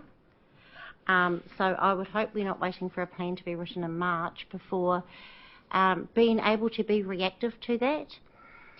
And secondly, on the COVID response and environment, is, this huge benefit that we have of being able, as Kapiti, we were positioned to have work from home. And work from home, they complained about all the money that wasn't going to the cities. Of course it wasn't, it was coming here. And we can keep that here with initiative, and sometimes budget needs to drive initiative. So can you assure me that in this plan there is the flexibility to do this and the will to be that reactive? I'm looking over here at Neil. Answer to. Look, I suppose we definitely want to make sure that we can be reactive, definitely in terms of, understanding the impacts and actions required. I suppose sometimes we get feedback though that we don't complete what we started, and so we just, I suppose, how do we make sure that we balance sort of those sorts of things. But do we definitely want to make sure that we have good relationships with industry and through the board, so that we can understand opportunities and can react to them hopefully as well. Okay, and just a second question about when the board gets going. I found it something that's been frustrating from time to time in the past 9 years, to being locked out of different meetings of different stakeholder groups at levels. And I'd like some reassurance that there will be an open forum for councillors to move across and just have a chat and take part in some of these meetings, and at least to know about them. And also wondering where the board meetings, even if it's been decided, is it where they'd actually be held, and how that will look. Is there any way that we can get some idea now, or is this something to work out for the future? I suppose some of this is to be worked out, but we see that the importance of having a good relationship between the council and the board, and we've previously discussed about someone being nominated to be the elected representative, to be that connection point as well. So notwithstanding that, which is a good idea, there are 10 members of us at this table, and quite often, we're pretty well connected in the community, and sometimes we might want to feed something across. Is that opportunity going to be there, or would we have to go through a certain person? I suppose I haven't thought about it. I don't see the meetings being closed meetings, but there will be some discussions that the board would want to have, I suppose, separate as well, sort of thing. Yeah. Chief Executive. I think you've raised both sides of a really interesting issue here. You've said, can we just get on and do stuff and be flexible, which we would love to do? Can we all be involved? And I think that the tension is always exactly that. This has taken so long because we've tried to involve the whole community and get them happy with where it's got to. I would take up Mr. Jefferson's challenge from earlier. If you want to just adopt this today, instead of going out for another refresh, you'd get on with stuff. But I'm reading the table and going, there's one or two who'd love to and others who wouldn't. The point I'm trying to make here is, as a group becomes bigger and bigger and bigger because everyone wants to be involved, it gets slower and slower and more unwieldy and more disparate views. And that's the tension and the challenge that we've got to balance off.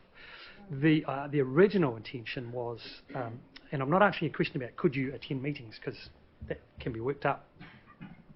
But the original intention was, this is a group largely of external experts, and you've heard in the recent organisation review that would be a good thing to use more of. That's what we're trying to do here. Then they come back to this table at least quarterly, I would have thought, and they're reporting to you what's going on, and that's your chance to be involved with your governance hat on as elected members. That's not to say you can't be involved if you follow me in other bits and pieces and in participating and hearing what's going on.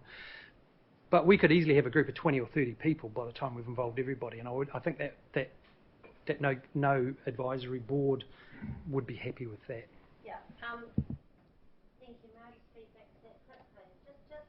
from this table point of view, and it's something that council are with part funding. It's something that concerns the whole district and where we head off.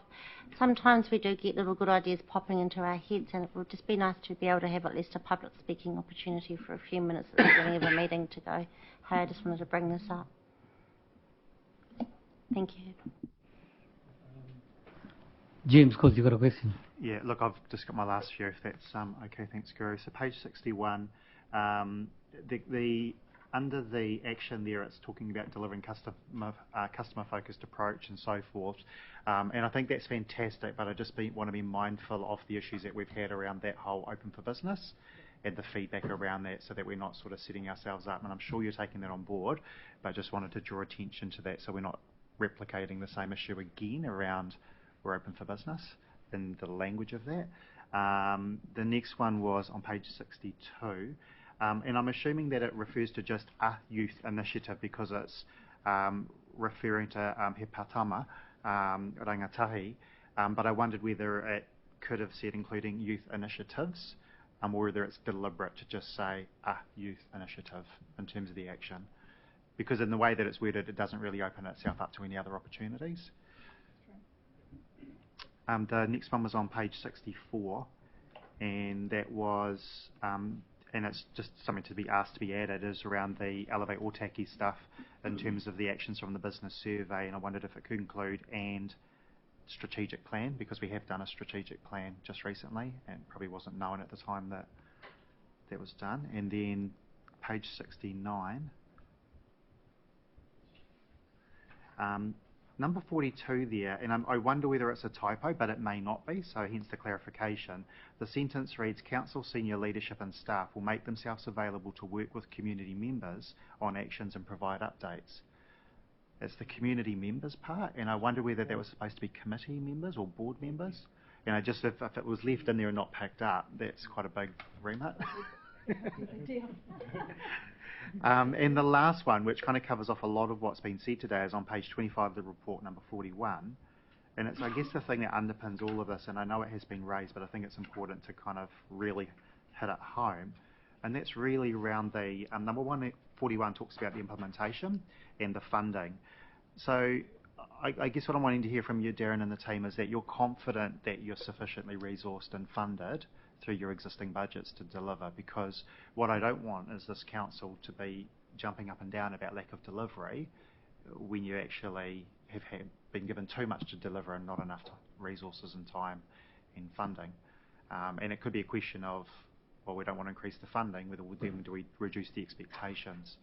So all the way through there are all the different actions, and the question is just really around that tension around actually delivery. Because I think it's unfortunate and it's unfair if the team are criticised and through lack of resources and funding and high expectations.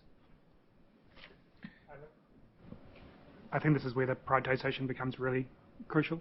You know, we do get a lot of stuff that comes to us impromptu, you know, just through. And we've heard that today as well. And it's, you know, it's how we deal with that. And I suppose what we have to do is say, well, these are the priorities that we are working with the board in a joined up fashion to say we can't deal with all the other bits and pieces that come in. So look, I think that's an important point, because already elected members around the table have raised other things that could come up. So could you maybe just elaborate further in terms of the risk of councillors and community boards and members of the public throwing the next great idea, and if it isn't within the strategy, how that does affect the delivery? Because I think it's important to really make that clear. Look, I suppose, you know, some of these things like the story, you know, we don't have a dedicated marketing resource within the team. So we need to make sure that we've got the ability to really focus on those pieces of work. And what we see is there's a number of key pieces in here. We would making sure that there's dedicated staff to. If we were asked to, you know, focus on other pieces, we wouldn't need to come back to council and say, well, what do we stop doing, sort of thing. And I suppose that's the thing that would need to be worked through in terms of with the board as well, is sort of saying, okay, if we are changing priorities, we can't just add it onto the list. We do need to stop something. Well, there's going to be an extended period. We can't deliver it in 6 months' time. It's 12 months, 18 months, sort of thing. And the staff have definitely been trying to accommodate as much as possible, but it's pretty hard to continue that. Thank you, Darren. That's really helpful. It does raise one more question that has come up before around this table, and that is around when you don't meet projected timelines, say delivery in March or whatever.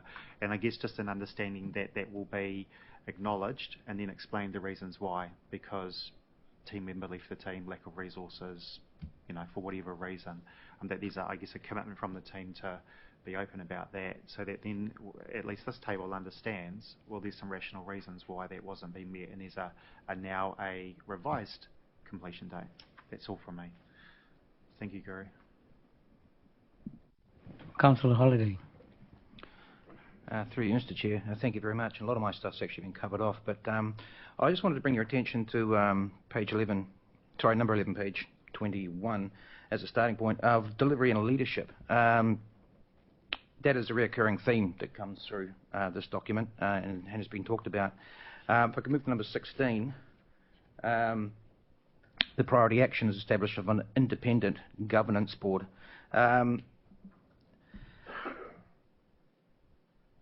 I'll lead that through to pages 67, which talks about the governance of the strategy should be independent led and council supported with future transition into a more dependent model. We've talked about implementation, but it's part of the implementation plan talks about putting the governance board together. I would have thought that would have been the other way around, because how can you implement a plan without the governance structure to implement the plan? So I would have thought that one of the leading priorities would have been the putting together of the governance board for the implementation of the plan so that it can move forward.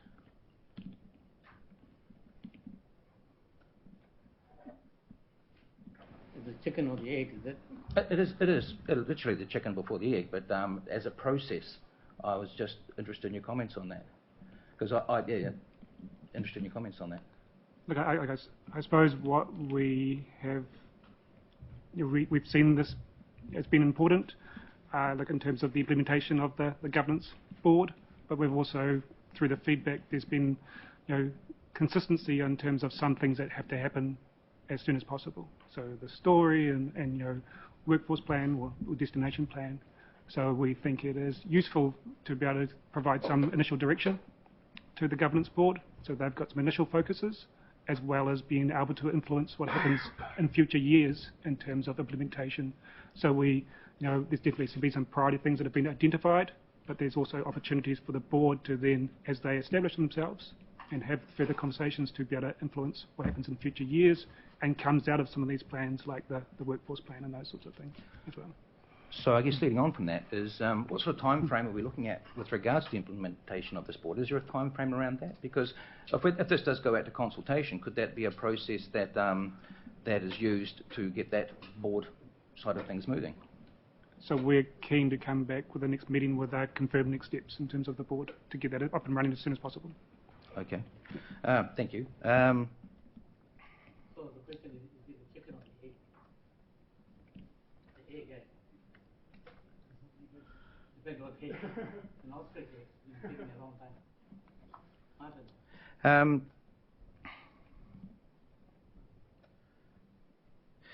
Yeah, there was the wording with regards to. I note that the wording talks about the combined establishment of the Economic Development Board, but it also has in there the. Oh heck! I've just lost the reference to it, to be honest.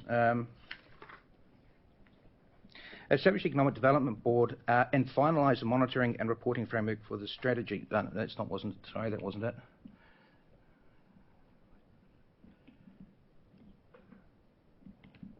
No, I'm going to have to leave it at that. My apologies. Thank you. Look, Prabanov.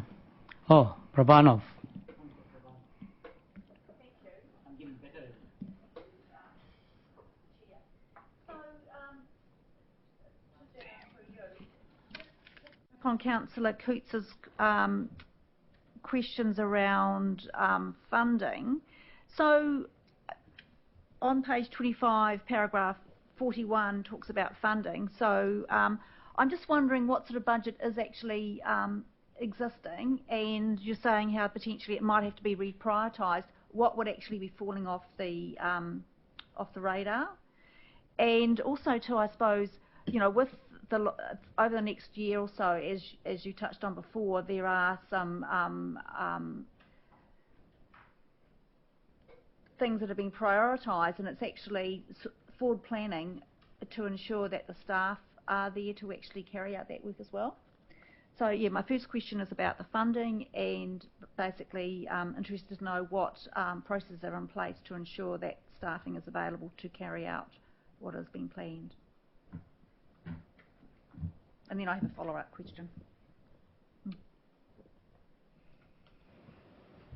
In terms of our budgets, we have been working through this for a while in terms of understanding sort of the plan and the key actions that are coming through. It'll be a matter of, I suppose, making sure there's stronger focus in terms of those budgets, and making sure that there's clear alignment with these activities. In terms of exactly what does come up, I can't tell you that, and we're happy to come back in terms of that. But we need to scope up a few of these projects just a bit more to understand what's required, but also understand what funding's available through some of our partners as well to support some actions. In terms of the team, we've been building up a team over the last sort of year, and in terms of just the capability to assist, but there will be need to bring in support for some pieces of work through a consultant and that sort of thing, which will be part of the budget allocation. So, off the top of your head, do you actually know what the existing budget is for economic development?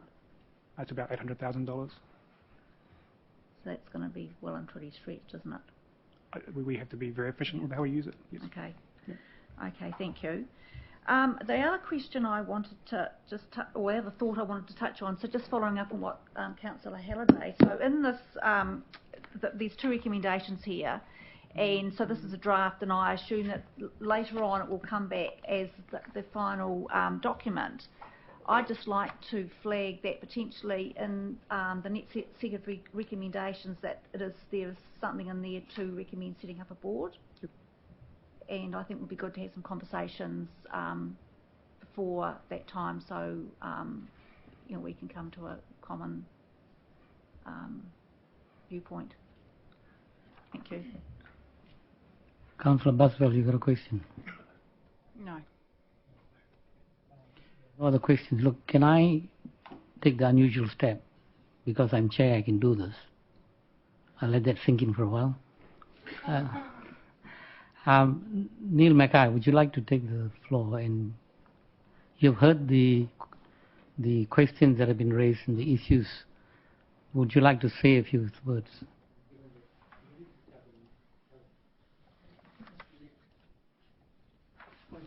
Councillor Randall. Can we explain to people who may be listening who the person is? Yeah, I've just asked Neil to introduce himself. So look, my background is in economic development. It's in a vast range of things. When you get to my age, it's a long CV, but I do and have been involved with the working group. Only on the edges. The working group has done the job, and I've just been in and around that, and came into the working group when it came to the governance side of things, to try and understand and to try and input myself into what the governance should look like if it's independent, and what the relationship between council should look like, and how would you manage that? How would both parties understand what was expected of each other? So that's a bit of my background. In terms of the economic development strategy, I think it's a good one. It's been a long time coming, but it's a very, very good base to move from. You've got an economic development team that's outstanding. They really should be treasured. They've been worked very, very hard, and they will be an asset on the delivery side of this, just as the governance side will be an asset as well. So there needs to be some form of performance agreement between council and the governance group. Council, because they need to know what's been delivered, and the governance group, it's been touched on by Councillor Elliott and McCann and others, that effectively you need to know what resource you have access to and what resource you can rely on in order to deliver. So that should be encapsulated in your next discussions when you move to the next stage. You've got to have a skillful, based on skills and experience, governance group. You've got to have them resourced properly. They've got to have a clear plan, and you've got to have clear expectations about what you're delivering. The reality is that priorities change, and there has to be a good open communication and dialogue between the two parties to ensure that when and whatever the reason for change is, that it's communicated and the expectations are reset in and around that. So it's a partnership, it's a relationship, it's relying on that governance group not just sitting there and at meetings and tasking and working with the ED team. It's working with the community. It's been an ambassador. It's also working to see how you can use the networks that the governance group may have with central government, with other funding agents, with other partnerships, with other strategic relationships. So it's making sure that that you get a whole value proposition that comes with that economic development group that is adding more value than just pushing through a budget and pushing through some outcomes, because it's there for the long haul. It's there for the well-being of our community, and how that transitions in itself, not known yet, but it really depends on the performance of this interim arrangement, which to my mind is a good setting. So that's just my view as I sit back and listen to your comments and the good interrogation that's been going on. We have moved, in the short time, we've moved from a sort of a generic business relationship with chambers and others to one where we're starting to really define what our sectors look like, what matters to them, and in this next step around recovery, they will be informing the recovery committee on what is happening in their sector, what are the issues, what are the opportunities, what are their needs. So that will be packaged up and find its way to council as to what the actions that we should take or we recommend should be taken, and what are the priorities, and what's the immediate economic impact, and what's the medium to longer term impact of those initiatives. I hope that makes sense. It does. Thank you very much for your observations. Thank Okay, you. I'm going to take my leave. You can. Okay, thanks for your time. We now have the recommendations been moved by Councillor Buswell, seconded by Councillor James Could. Point of order, Mr. Chair. I noticed a couple of times, last meeting and this meeting, you appear to have predetermined who's going to move the motions. Like, you don't call upon council to move, you say, so-and-so is going to move this motion. So surely anyone around the table should be invited, and the first person that catches your attention should be allowed to move the motion. Previously, I said that Councillor Buswell had signalled that she was going to move. So I did mention that. Yes, so thank you very much. And so now I ask who would like to move it. I've got the eye of Councillor Buswell. She's moving it, seconded by Councillor James Coates. Councillor. Thank you very much. I would like to acknowledge James Jefferson's recommendation to quickly just pass it through without any consultation, but I just don't think that would ride with our community, because this is a community strategy, and right from the very start we went out to consult with the community to see what they wanted to see in their economic development strategy refresh, and that was nearly 2 years ago. And I also want to acknowledge the drafting group that was a drafting group and had set aside, I think it was either 6 weeks or 6 months of their life, but actually turned into nearly 2 years of their life to pull this plan together. So really grateful for Gina Lee and Heather Hutchings, who have been there right from the start, and then Liz Coe in the last few months, which has been great to have their feedback. And I guess what's culminated from that is a strength of relationship between all those key stakeholders within the community, and we really saw that come to fruition when COVID-19 hit, and we were, as an ED team, really quickly able to pull together some really key people to work with central government and work with our community quite closely, and that was a result of that working partnership that we've developed. Talking about working partnerships over this time, we've also strengthened the partnership with Wellington NZ and also Infometrics, so that will help us going forward, seeing the growth or otherwise of our community.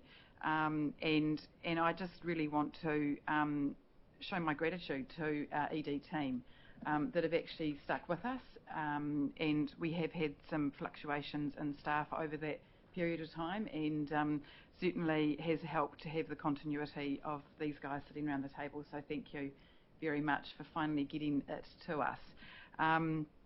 So yeah, without further ado, I'd like to just acknowledge my thanks to the ED team. Thank you. It's now open for debate. First one is Councillor Elliott. Thank you. Look, I just had a further thing, and I'm sorry, but I guess it's a bit of a question too. You did mention working with the Wellington, New Zealand collaborating with them, but what about also with Manawatu Central Economic Development Agency? Is that going to... Elliott, I know I'll allow this one question, but remember, And this is it's a a- debate time. Just yeah. I suppose we've identified Wellington NZ as being the regional EDA for the Wellington region. We do see that there is a need to be working with other parties outside, but we see that relationship is the priority relationship, and we need to be making sure we extract the value as much as possible through that funding and that relationship. Thank you. Do you want to debate it now? You got to... No? Councillor Compton. Oh, I think it was meant to be Councillor McCann. I think the order's just played up a bit. Thank you, Councillor Compton. Through you, well, thank you, Mr. Mayor. I'd just like to commend the whole team for the tremendous amount of work they've done, and I would also like them to commend all those people who have been involved for noting how important housing is. I notice in the report it's mentioned 28 times, and I didn't count them individually. I used the computer to do that, but I think it's worth noting that the ED team has recognised that it is one of those number one priorities, and I thank you for recognising that, and I wish you all the best of luck when the community consultation, which I also think needs to occur so that we get buy-in, comes back and also recognises that need. But well done. I think this is a great document. Thank you. Councillor Compton. Thank you. I first want to join my fellow councillors in acknowledging the work that's actually gone into this over the past 2 years. Councillor Buswell has obviously been involved from a council perspective on it, but obviously Liz Coe and Gina Lee and Heather Hutchings have had a huge input. Neil Mackay, if you're still here, I'd congratulate him also on his election to the Electorate Trust Board, which was announced last week. Speaking to the recommendation, the challenge from James Jefferson around us adopting this now without going to public consultation, I'd say that we've waited nearly 2 years for this moment. We can wait another couple of weeks to make sure that we go out to the public to get their feedback on it, make sure this is absolutely right, because they're the ones who are actually going to either benefit or have stuff go wrong if this isn't the right approach. So we need to take that time to make sure that we get their perspectives on this, because it's not just about the business perspective, it's about that wider community too. So I think it's hugely important that we get them involved, and I'm actually really heartened to hear that there's a really what sounds to be a robust plan to engage with them over the next couple of weeks on that front as well. COVID-19, I guess, has highlighted why this is really important to get this in place now. It's something that other regions, they've already had their economic development strategies in place. A lot of that's had central government assistance to get that in place. COVID's illustrated that there are risks to Kapiti's economy, but we've got different risks than the rest of the country. We're not quite as exposed to those movements as elsewhere in New Zealand. But as I sort of alluded to in the earlier questions, there's a big opportunity for us.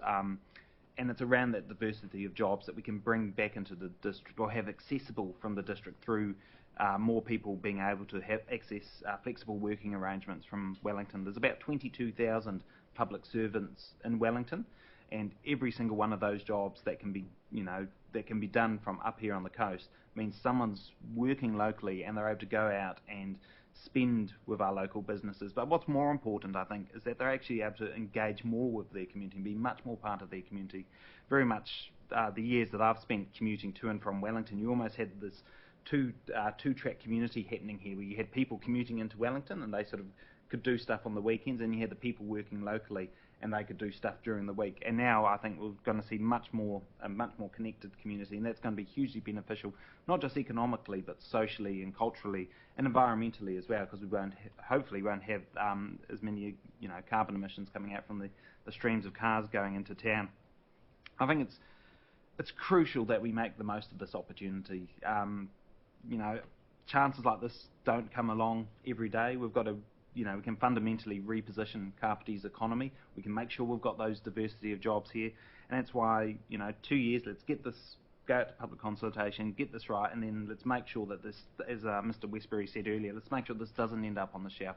There's some really solid actions in there. I was really pleased to see the stuff around destination marketing being something that's going to be achieved in year one. That's something that's the tourism community constantly raised. And further to the point that Councillor Elliott raised before, which was really important, was those tie-ins, not just with Wellington, but with Horowhenua, with Manawatu, with the infrastructure projects that are going to be opening up in the next couple of years, or the ones in the pipeline over the next decade. Our fate is intrinsically linked across the sort of the Lower North Island's western corridor, so we need to make sure we've got this joined-up approach, because the Wellington commuter belt's going to progressively creep north, and that brings challenges in terms of competition for workers, but it brings huge opportunities for us as well. So, really exciting here. Let's make sure that we make the most of it, and I think, as was mentioned before, this is going to be a hugely powerful tool to take to central government to say, come on, back us, we're an exciting region and we're going places. Thank you. Councillor Cook. Thank you. Look, it's been no secret that I've been critical of how long it's taken us to get to here, and it's been frustrating, and there's been some challenging times around the table and some tensions between governance and the operational side of the team. But look, I'm a big fan of moving forward. You can't continually look over your shoulder and look back, and we're here today, and I have to say that I'm impressed with the draft strategy. As Gwen has said, it has taken 2 years and what's another couple of weeks for the consultation, but what's probably more important is that we've got a good document. It's not 2 years and a rubbish piece of work. It's a quality piece of work that I'm really impressed with. Look, that's thanks also to Darren and Leanne and your team. Wayne and the team made a decision, within the organisation to strengthen that team and to bring some good people on board, and it certainly was where we saw the step change. And look, I know you guys have faced some challenges. It's been a tough job, and at times I have no doubt you probably felt like throwing the towel in, and I'm thankful that you're here, but I'm also mindful of the fact that we need to look after you guys to implement this as well. And that's partly why I raised the resources and funding, and it's a message for councillors and community boards as well, in the sense that for the team to be able, and for Neil and the board to be able to deliver this, you need to be focused and not pulled out of the trenches every 5 minutes for the next great idea or something that we want to implement. So I do want to, again, just really hit home around that. And I guess it goes both ways too. If something is raised at your guys' end that needs to be flagged, and there's a desperate need for more resource here because of this reason, so that we can work with you on that to deliver it. So I do really want to thank the team. You guys have done a fantastic job. The drafting group as well, Jenna Lee, Liz and Heather, but also Ange is noted in the recommendations, but as a portfolio holder, I know that she's been through the thick of it, through everything in terms of that sort of economic business sort of thing. So Ange, just well done in terms of your contribution within the area, because I know it has made a difference.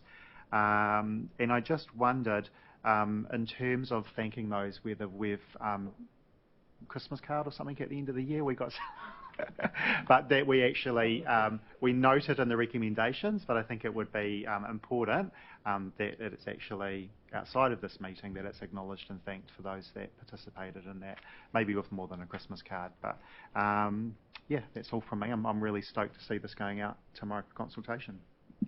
Councillor Holliday.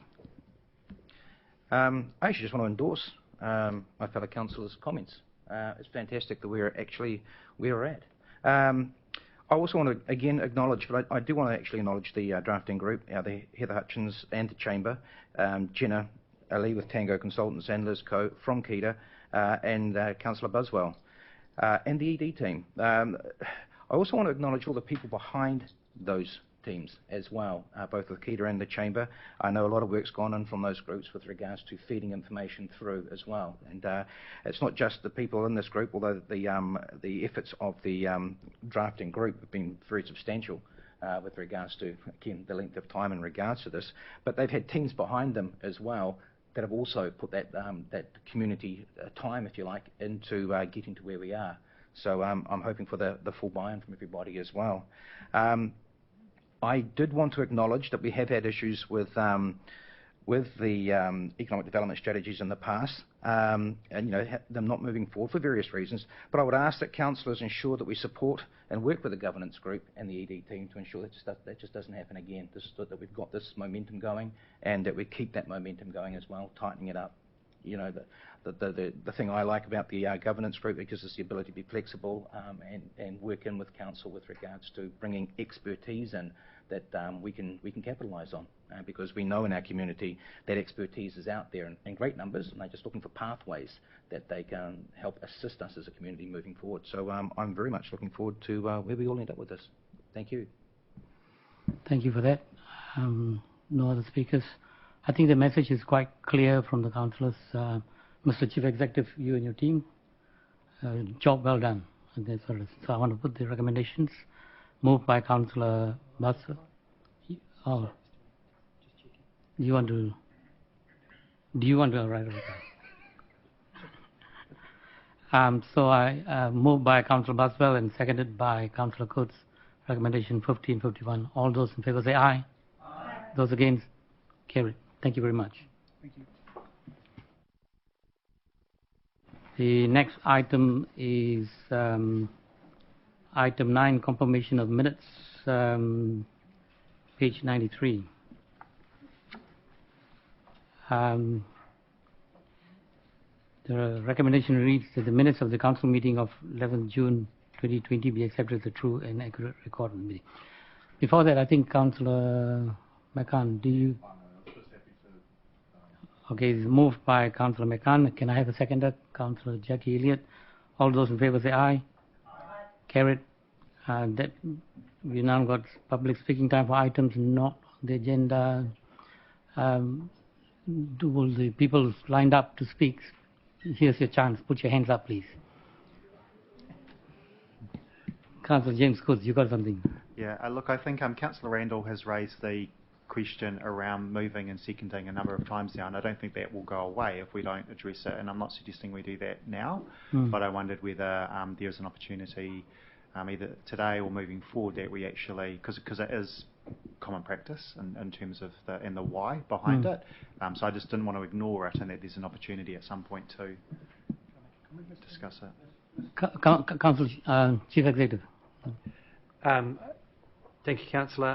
One comment I'd like to throw into the mix for consideration is that broadly in setting up portfolios, the intention was the portfolio holder, or if we've got overlap, one or both of them would normally be given the first opportunity to introduce those relevant reports. That hasn't always been taken up so far this triennium. But that was part of the intention, was that the portfolio holder would have that kind of first right of moving, and I had read today's process as the Mayor just following that, if you like, a protocol. It's not a rule, but I think it is what we intended when we, one of the things we intended under portfolios. I only raised, so if I disagree with Councillor Coates, I've only raised it once, and that is today. Secondly, You've raised it more than once, really. You've raised it several times. Okay, twice. And then secondly, if it's the portfolio holders are going to move it, As you know, Mr. Mayor, I don't have a portfolio, so my name will never be on the minutes of the council. No, can I firstly say that it was your choice not to have a portfolio? No, that's not correct. Mr. No, Mayor. it was. I offered you the seniors one, and you had issues with how the seniors older persons council were working, and you had concerns about that. And you told me specifically that you didn't want it. And you also told me none of you on that. Are you live streaming? I'm going to close the meeting. I move that the meeting be closed. Thank you very much. I don't know. I was quite pleased about that, actually. Have you knocked out?